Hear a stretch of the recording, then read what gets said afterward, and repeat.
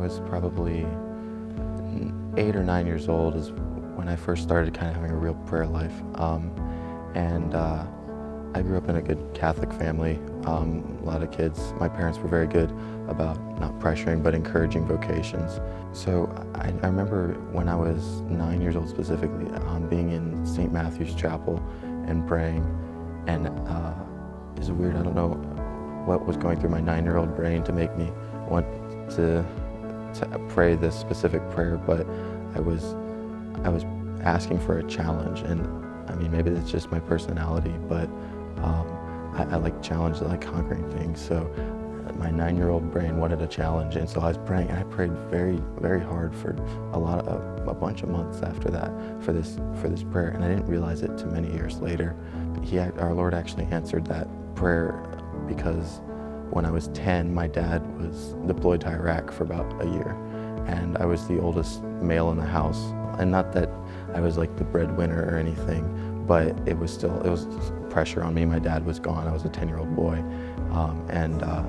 and so I thought that when I realized that later on in life, I thought that was kind of okay. God answered my challenge. When I asked that, I was asking on a very human level, and I was asking because I want to beat something. I want to conquer something. I want to climb the highest mountains. I want to go conquer Mount Everest, climb Mount Everest. But what I didn't realize is that our Lord had a much bigger challenge for me in store, and it wasn't a mountain taller than Mount Everest.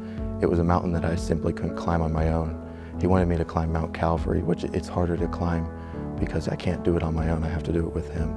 Over years of prayer, I kind of realized that. So by the time I was 15 or 16, I really started seeing the beauty of the priesthood and serving at my parish. I even worked at my parish as a sacristan and a receptionist for a while, and I would spend time in prayer between the time that I got off and then like a Saturday evening mass. I would do a holy hour in the church. Those times of prayer really just kind of propelled me towards the priesthood, and spending that time at my parish with my priest, my pastor, they really helped me to come to like the priesthood, love the priesthood. And so by the time I was 16 or 17, I was pretty sure that's what God wanted me to do, but I couldn't do anything yet. I was 16 or 17, so I graduated high school when I was 16, and then worked for 2 years and took classes. And I said through all my prayer times through those 2 years was,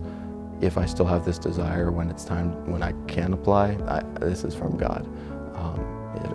I would have had this desire for about 3 or 4 years now.